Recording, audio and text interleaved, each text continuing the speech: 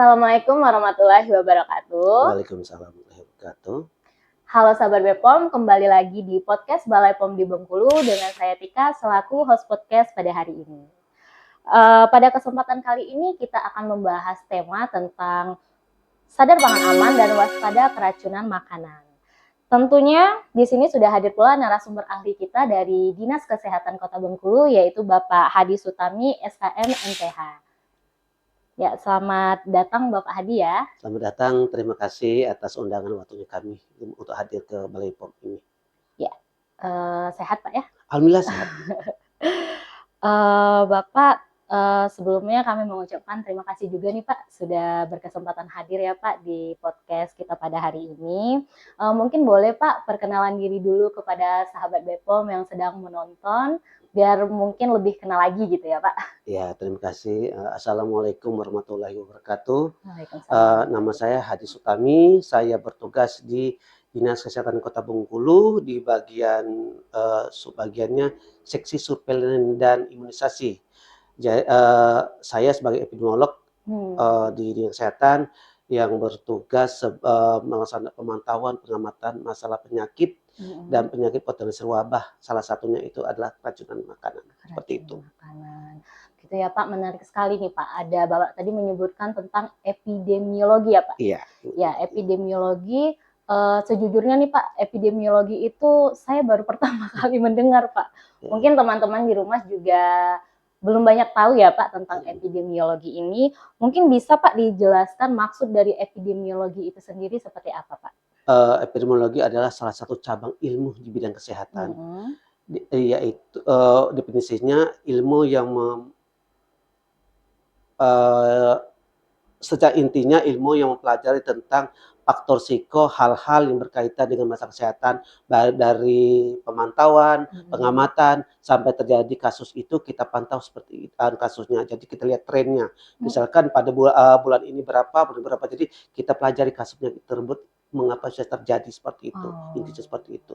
Itu ya Pak, berarti dari awal terjadi sampai suatu kasus itu dianalisa dan itu sampai terakhir hasilnya Pak ya? Hasilnya. Gitu. Jadi kita juga melihatnya nanti kasus itu sebenarnya trennya banyak di bulan apa, di tahun berapa, itu nanti lihat apakah di bulan Januari, Februari sampai Desember itu kita lihat dari berdasarkan ilmu kita lihat nanti. Jadi untuk antisipasi tahun depan kita bisa mengantisipasi dari sekarang. Betul, mengantisipasi agar kurang atau tidak ada kejadian lagi ya Pak. Seperti itu, intinya seperti harapannya kan seperti itu Pak ya.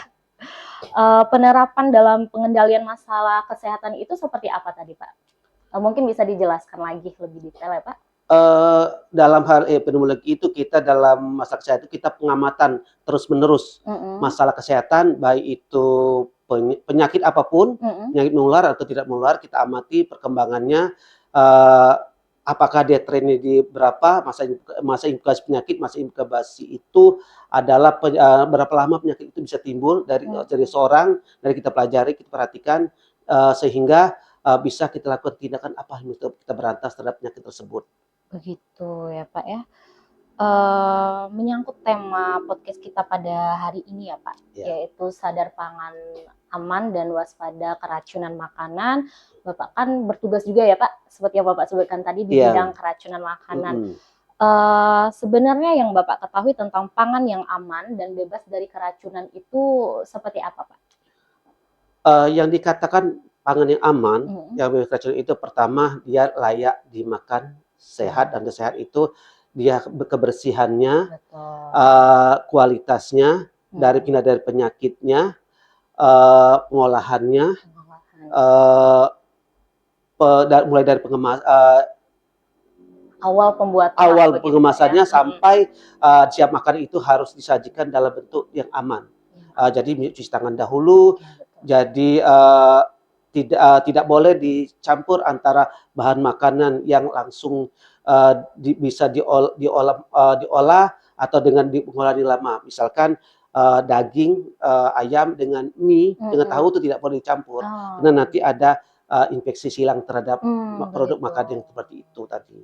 Seperti itu. Berarti emang dari awal dari pengolahan Pak ya, dari pengolahan makanan sampai ke pembuatan atau memasaknya Pak ya, Iya. seperti Bapak sebutkan tadi ayam, tahu, dan mie ya Pak, itu tidak boleh dicampurkan ya. Berarti mereka ada pengolahan tersendiri Pak ya? Maksudnya bukan nggak boleh campur, sebenarnya masakannya boleh campur, tapi sebelum dimasak, sebelum misalnya kita beli, Iya, iya. misalnya kita beli makanan itu nggak boleh daging dicampur dengan tahu, dengan mie waktu itu membawa itu nggak boleh. Tapi kalau memang sudah siap disajikan, siap diolah, tidak masalah. Tapi harus ingat juga nanti ada makanan itu tidak boleh terlalu matang. Ada seperti daging kita harus matang. Tapi kalau seperti mie itu kan ngolahnya nggak beda dengan daging. Jadi kalau mau campur, masak adu matang kedua ayam atau dagingnya, nanti kalau mau campur baru setelah itu, atau sayur. Nggak boleh sayur dengan daging dimasak serempak, nanti malah kualitas makanannya nanti tidak bagus. Iya, tidak bagus dan Pak ya, dan mungkin akan mengakibatkan risiko kali Pak ya. Risiko bisa ya. Begitu. Keracunan makanan itu sendiri Pak, menurut Bapak bisa terjadi dikarenakan apa Pak? Mungkin ada langkah apa yang mesti dilakukan masyarakat apabila terjadi keracunan makanan di masyarakat kita? Penyebab keracunan makan itu kita lihat dulu dari mungkin pemilihan bahannya dulu. Yang pertama itu kalau kita beli makanan itu jelas kita makannya bersih, bebas dari pestisida, bebas dari bakteri. Jadi seperti itu. Terus setelah kita pilih itu harus dicuci bersih. Setelah ya terus kita lihat sudah diolah, dimasak. Itu untuk masak memang dimasak. Tapi kalau untuk makanan bahan makanan yang kemasan, misalnya di kalengan itu kadaluarsanya itu perhatikan. Kalau udah itu nanti bisa keracunan terhadap yang konsumsi makannya seperti itu. Jadi memang harus sebelum masakan itu diolah, dimasak dan dikonsumsi itu ada baiknya langkah pertama itu masyarakat harus memperhatikan dulu ya Pak. Ya harus perhatikan dulu, kita cuci tangan dulu, diolah dulu, jadi pilah dulu masakannya itu. Terus tidak boleh campur atau bahan yang harus masak lama atau dimasak sebentar. Seperti daging nggak boleh campur dengan tahu, dengan mie itu nggak boleh, nanti dia kontaminasi, dia nanti kena. Kalau tahu sama mie kan tidak boleh lama masaknya seperti itu. Berarti dalam pengolahan makanan itu aja sendiri ada waktunya ya Pak, berapa lama yang mesti diolah. Seperti daging kan mungkin harus sedikit lama ya Pak, biar matang sempurna begitu. Cuman kalau untuk produk mie seperti itu tidak boleh begitu lama ya Pak? Iya benar sekali, itu untuk makanan ada tertentu seperti ikan, mie yang produk dari hewani itu beda dengan dari sayur-sayuran. Seperti mie itu kita nggak beda, mungkin waktunya ada berapa lama, ada yang sekian jam, atau yang produk mie itu mungkin berapa menit cukup seperti itu. Oh iya Pak, betul-betul. Mungkin ini ya Pak, sebelum kita mengkonsumsi itu bisa kita perhatikan dulu faktor-faktor dari makanan itu ya Pak. Seperti maksud saya itu fisik gitu, bentukannya, mungkin aromanya begitu ya Pak. Sebelum kita konsumsi itu penting ya Pak ya? Itu sangat penting sekali. Setiap makanan itu kita harus lihat dulu bentuk fisiknya. Kalau dia udah berubah, berwarna, berbau, nah itu tidak boleh lagi konsumsi. Walaupun nanti kadaluarsanya masih lama. Tapi kalau dia karena produk makanan kalau sudah masuk angin, dia nanti masuk angin istilahnya, kalau udah udara masuk ke dalam tubuh kita, walaupun kadaluarsanya masih lama, tapi dia udah berubah, nanti bisa menyebabkan keracunan makanan. Begitu juga dengan makanan kalau sudah tanggal kadaluarsanya sudah lewat, itu pasti sangat berbahaya sekali. Walaupun dia kemasannya masih tertutup, seperti itu. Ya, Pak. Masyarakat sendiri kan Pak, mungkin masih perlu diedukasi atau bagaimana ya Pak terhadap keracunan makanan ini, karena kan kita belakangan ini adalah ya Pak mungkin beberapa yang kita dengar itu masalah keracunan makanan. Berarti dari Dinas Kesehatan itu sendiri mungkin ada penyuluhan atau bagaimana ya Pak di masyarakat kita khususnya Kota Bengkulu? Iya, kalau kita untuk Dinas Kesehatan selalu kita lakukan edukasi. Kemarin kita pengalaman kita yang pernah keracunan makanan. Kalau keracunan makanan ini, satu pun keracunan makanan, karena keracunan kita anggap itu sudah kejadian luar biasa. Jadi kita selalu antisipasi, lalu kita bilang sama masyarakat, kalau ada yang mengkonsumsi keracunan, kita harus memberitahu kesehatan biar kita cari apa penyebabnya, nanti produknya kita kirim ke Balai POM untuk periksakan bakteri atau jenis racun apa yang ada. Nah, selalu kita lakukan tadi pertanyaannya, apa kita dari dinas kesehatan apa yang dilakukan, kita selalu melakukan edukasi, penyuluhan tetap, bagaimana cara mengolahan makanan, cara memilih makanan yang bagus, cara penyimpanan, cara mengkonsumsi, cara menjaga kesehatannya kita selalu sampaikan di kesehatan. Gitu ya Pak, berarti memang dari Dinas Kesehatan Kota Bengkulu sendiri sudah melakukan tugas dan perannya ya Pak, mengedukasi di masyarakat, melakukan penyuluhan kepada masyarakat. Cuman berarti balik lagi ke masyarakat ya Pak ya, harus pintar untuk memilih memilih dalam mengkonsumsi makanan seperti itu. Iya, sebenarnya kalau di kita dinas kesehatan kita sudah melakukan semua edukasinya, pencegahannya, berantas pengendaliannya sudah kita sampaikan. Cuma mungkin kalau memang ada keracunan makanan itu sifatnya apa itu mungkin kesalahannya, mungkin cara pengelolaannya, jadi tidak semua seperlunya disalahkan oleh masyarakat juga, tapi mungkin bisa jadi itu tadi mungkin terlalu lama menyimpannya, karena menyimpan makanan di luar sudah masak itu paling lama kan diletak di suhu biasa seperti ini maksimal 2 jam. Setelah itu harus masukkan ke dalam tempat penyimpanan makanan, takutnya nanti kan dia kalau sudah lebih 2 jam bereaksi, nanti bisa menyebabkan keracunan makanan seperti itu. Jadi masyarakat kita harapkan masyarakat nanti dimanapun berada untuk dapat melakukan hal tersebut seperti itu. Ya, berarti penting juga nih Pak ya untuk masyarakat kita tahu bagaimana mengolah makanan yang sudah dimasak, penyimpanan dan begitu Pak ya. Selanjutnya Pak, tindak lanjut yang dilakukan setelah memperoleh hasil analisa dan investigasi yang dilakukan terhadap kasus keracunan makanan itu seperti apa Pak? Khususnya bagian Bapak ya, epidemiologi. Epidemiologi.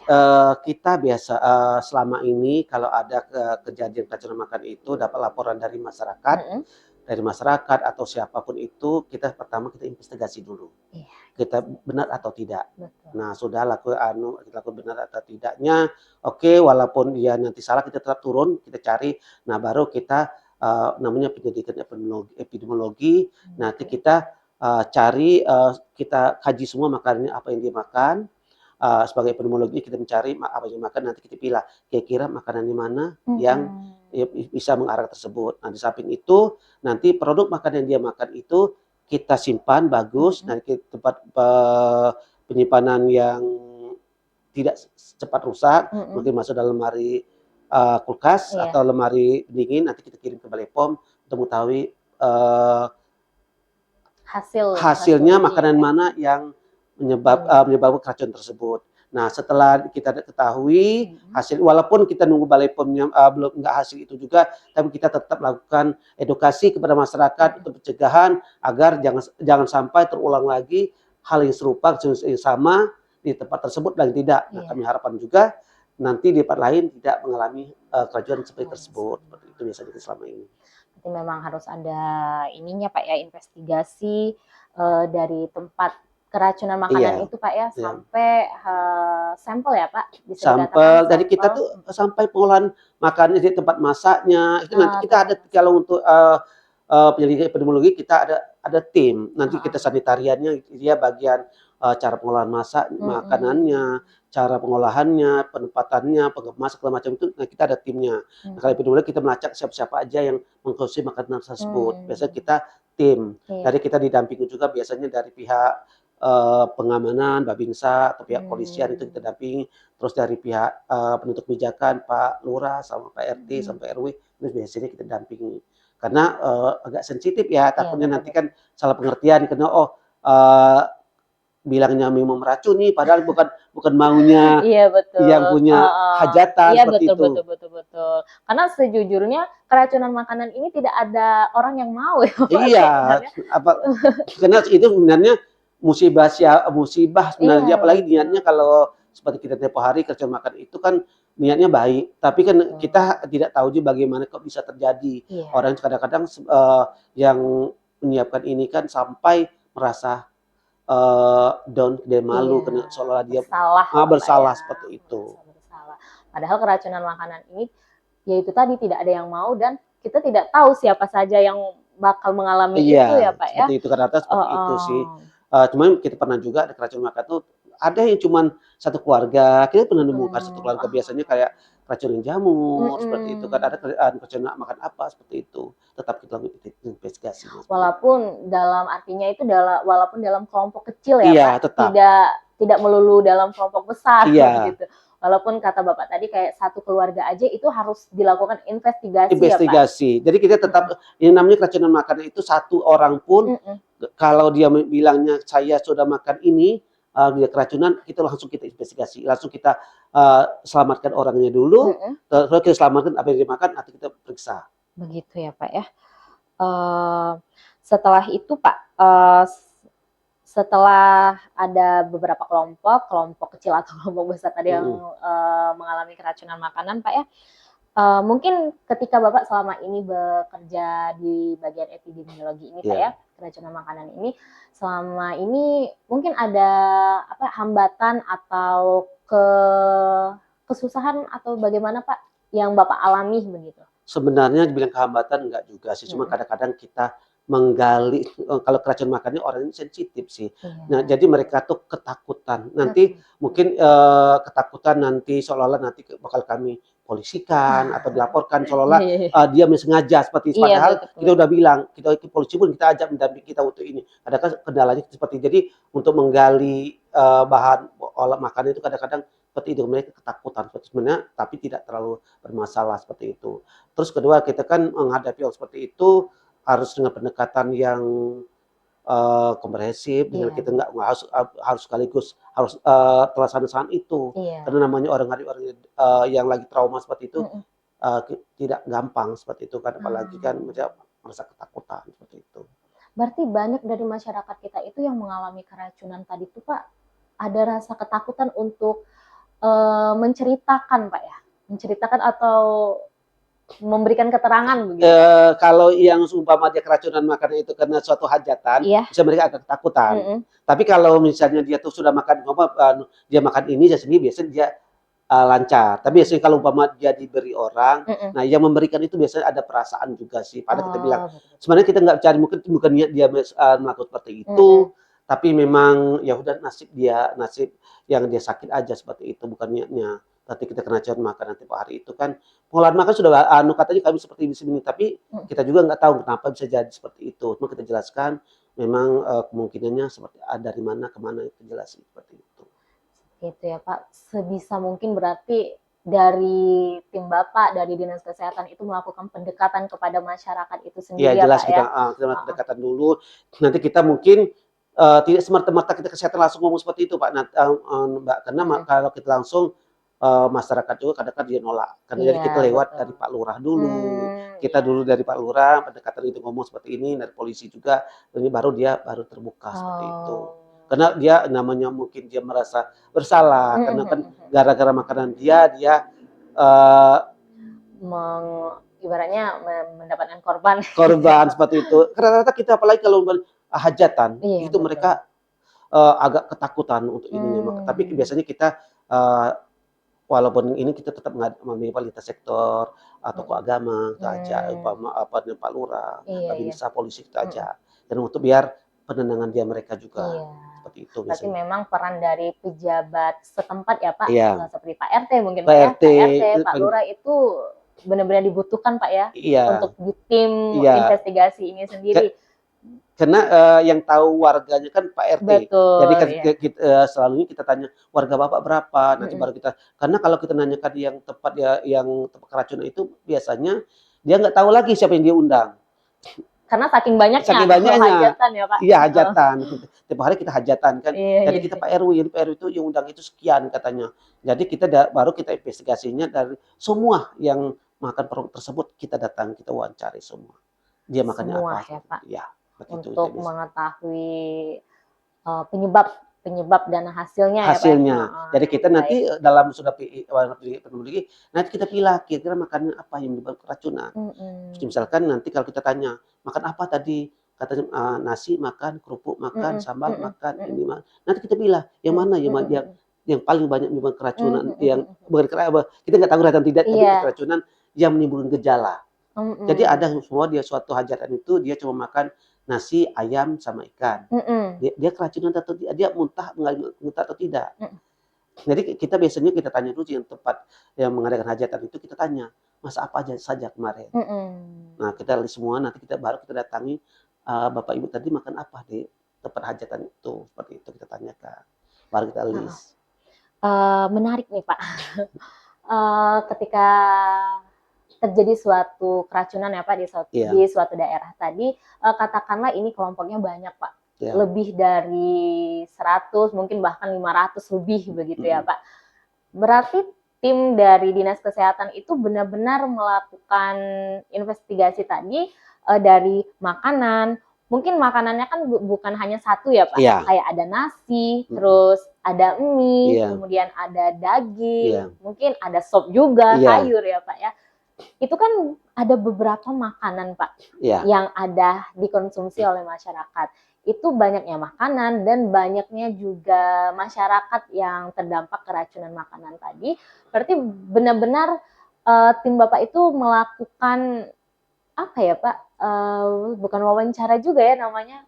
Meminta investigasi tadi, meminta keterangan itu oleh satu-satu setiap orang yang makan. Iya gitu. Walaupun dia lebih dari 100. Walaupun dari 100, kita tetap jadi malah kita kalau umpama hajatannya dia cuma di RT atau di keluarganya pindah kemana, nanti kita datangi juga ke sana. Oh begitu. Jadi biasanya kita kalau umpama 2 besar seperti itu, nanti mungkin kita kerjasama dengan yang punya hajatan. Kan biasanya kan makanya kita minta tim dari tokoh masyarakat tadi menenangkan dia, biar dia agak tenang. Nanti biar kita kerja agak cepat. Nanti kita berbagi. Misalkan dia ada keluaran itu, nanti kita dari dinas ngajak yang puskesmas punya wilayah terus kita mendatangi rumahnya tersebut. Karena kerja kan wilayahnya berbeda, kecamatan berbeda, tetap kita datangi. Nah kalau dia dirawat, itu rumah sakit kita kunjungin. Seperti tempoh hari kita ada kejadian di 6 rumah sakit dirawat. 6 rumah sakit. Kita datang ke rumah sakit, kita tanyakan apakah benar gejala keracunan itu atau memang ada penyakit lain. Nah nanti kita samakan persepsi. Oh begitu ya Pak. Berarti benar-benar satu-satu itu dicari tahu lah Pak ya gejalanya, apakah sama gitu Pak ya. Makanya apa dimakan semua atau tidak. Karena ada juga dia kita tuh kalau dia pasti masih ingat, saya ngambil 4 berapa macam gulai. Ya enak, tapi kalau kadang-kadang dia saya lupa makan, ambil aja. Nah itu kita seperti itu kan Pak. Berarti itu termasuk bisa dikatakan kesulitan Pak. Kesulitan tidak Pak? Tim Bapak misalnya aduh saya lupa nih, saya ngambil apa aja ya tadi, yang saya ingat cuma nasi sama ini. Sedangkan yang satu lagi kan, oh iya saya ambil ini. Itu bagaimana Pak?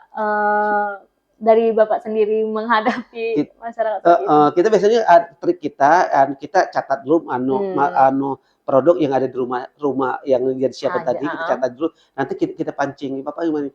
Makan kemarin tuh dia ada misalkan ayam mineralnya, ada nasinya, ada sambal ini sambal merah atau sambal apa gitu, ada sup atau ada ayam ikan. Ini kita diktikan, Bapak kemarin makan yang mana? Oh begitu caranya Pak. Iya, jadi kita jadi kalau dia lupa, jadi ini atau kita balik bertanya dia, Bapak tadi makan apa? Saya makan nasi sama ikan. Oh, gulai kemarin sekian macam Pak ya. Cuma nasi sama ikan saja. Nah, ada dia ingat, oh saya sambil itu, nanti baru kita list lagi dia makan. Nah, seperti itu. Oh iya. Kita ada pendekatan sendiri dengan yang kita datangi. Membantu mereka untuk mengingat Pak ya, apa saja yang sudah mereka ambil dan mereka makan begitu Pak. Apalagi kalau kita kejadian masih baru itu, mereka belum, kadang kita perlu juga pendekatan untuk bisa menggali pertanyaan biar mereka mau menjawab seperti itu. Jadi kita biasanya kalau di rumah sakit kita minta petugas rumah sakit membantu. Jadi untuk menanyakan karena tidak semua pasien mau orang luar datang. Walau kita orang kesehatan kan, apalagi kadang-kadang apalagi rumah sakit berbeda. Jadi biasanya kita rumah sakitnya yang untuk membantu kita atau kita tanyakan nanti kita bilang rumah sakitnya makanan yang disiapkan dari acara tersebut sekian. Tolong ditanyakan makan apa, nanti kami datang. Nanti tanyakan lagi seperti itu. Seperti itu ya Pak. Berarti sangat banyak lah Pak ya langkah-langkah yang harus dilakukan, apalagi ketika bertanya kepada masyarakat yang berdampak, begitu Pak ya. Kemudian Pak, mungkin Bapak bisa memberikan tips kali Pak, tips kepada sahabat BPOM ataupun masyarakat yang menonton podcast ini, bagaimana dalam menjaga keamanan pangan agar terhindar dari keracunan makanan itu? Tip katanya mungkin bentuknya mungkin kalau tip terlalu ini ya, terlalu mungkin yang perlu diperhatikan masyarakat saja, makanan apa yang aman buat kita konsumsi pertama itu harus bersih. Bersih Nah, pertama terus Pak ya. bersih pertama itu kita pengelolaan makannya harus dicuci dahulu.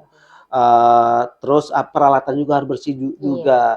Terus jangan gunakan kalau memang alat pemotongannya itu misalkan untuk motong daging kita gunakan motong tahu itu nggak boleh. Jadi gunakan peralatan sendiri-sendiri. Sewaktu itu kalau setelah dicuci boleh diinikan lagi. Terus jangan dicampur antara makanan yang kayak seperti hewani, daging ayam itu campur dengan sayur-sayuran, tahu, misalnya mie itu nggak boleh campur karena nanti ada kontak silang. Jadi kuman karena yang tahu sama mie itu masakannya sebentar. Ya kan takutnya nanti kuman yang ada dari sayur atau daging itu masuk sini kan nggak termasak tersempurna. Jadi nggak mati kuman waktu kita olah. Kedua, hindari makanan yang sudah berbau, ada perubahan warna, seperti ada kadaluarsa itu seperti itu harus perhatikan. Kalau seperti itu jangan lagi dikonsumsi. Terus itu tadi makanan itu makanan yang sudah diolah nggak boleh lebih dari 2 jam di atas meja seperti ini.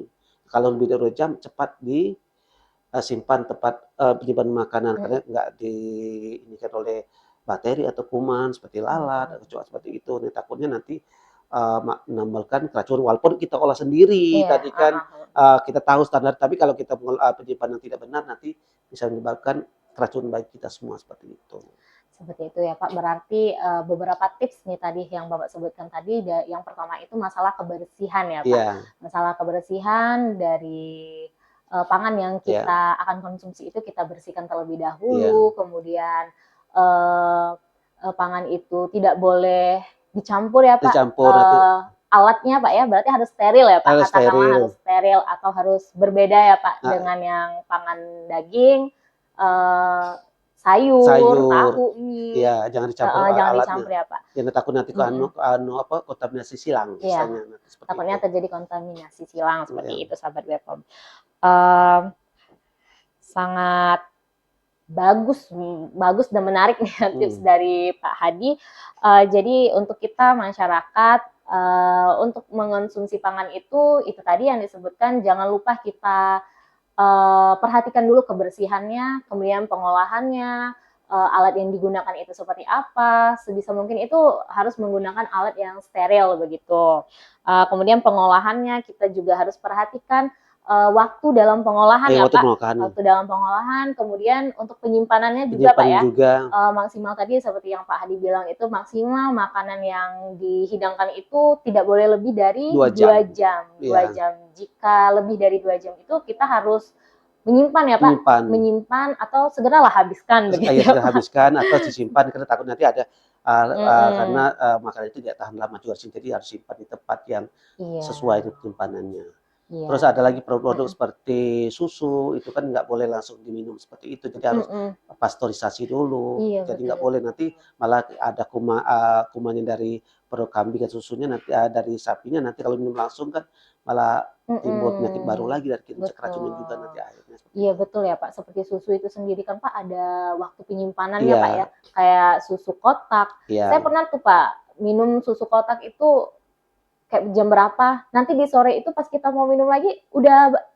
basi, udah nggak bagus gitu. Karena dia udah terbuka. Iya betul Pak, sudah terbuka kan Pak. Nah, terbuka dia kan kalau 2 jam kan dia kan sudah bereaksi nanti.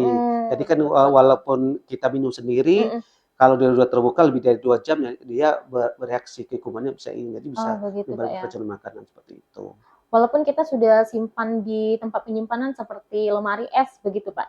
Sebenarnya kalau tempat penyimpanan lemari es mungkin dia masih bisa bertahan, tapi juga nggak boleh terlalu lama juga karena dia bereaksi, karena dia kan sudah masuk kontaminasi dari udara, sudah ada kuman yang takut seperti itu yang kita takutkan dari ininya.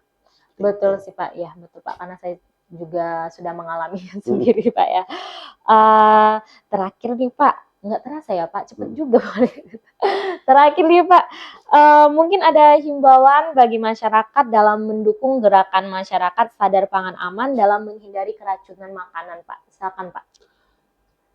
Buat masyarakat yang dimanapun berada, mungkin untuk menghindari keracunan makanan, pertama pengelolaan makanan itu harus benar, dalam mengelola makanan sebelumnya harus bersih dulu, baik pengelolaannya, alat-alatnya, sarana prasarannya harus bersih. Terus jangan dicampur antara produk yang diolah muda atau yang diolah agak lama, takutnya nanti kontaminasi silang. Terus olah makanan secara optimal, jangan setengah matang, nanti itu berbahaya juga karena jangan-jangan ada bakteri lain yang belum mati di situ. Terus pilihlah produk makanan yang berkualitas, terlihat juga kadaluarsanya, coba perhatikan juga ya, agar menghindar dari keracunan seperti itu. Ya, betul Pak ya.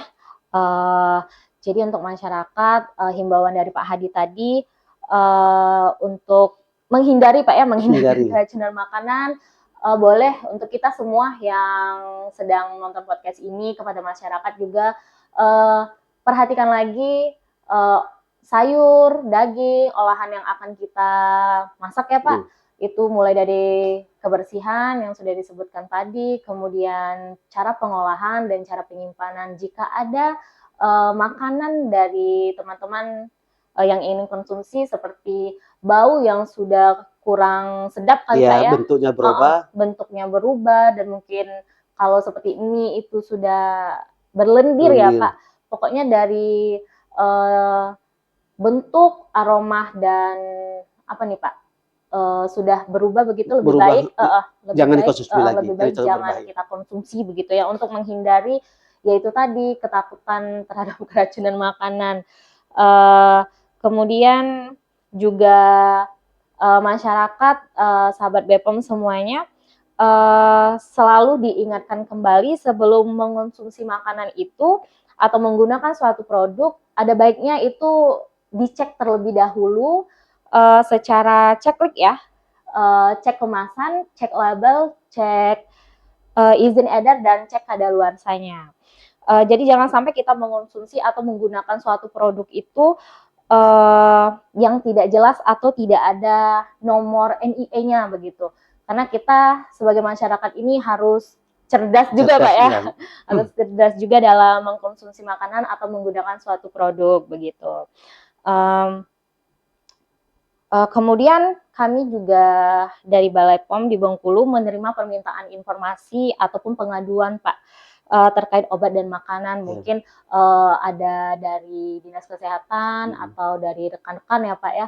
Kami membuka permintaan informasi atau pengaduan Pak.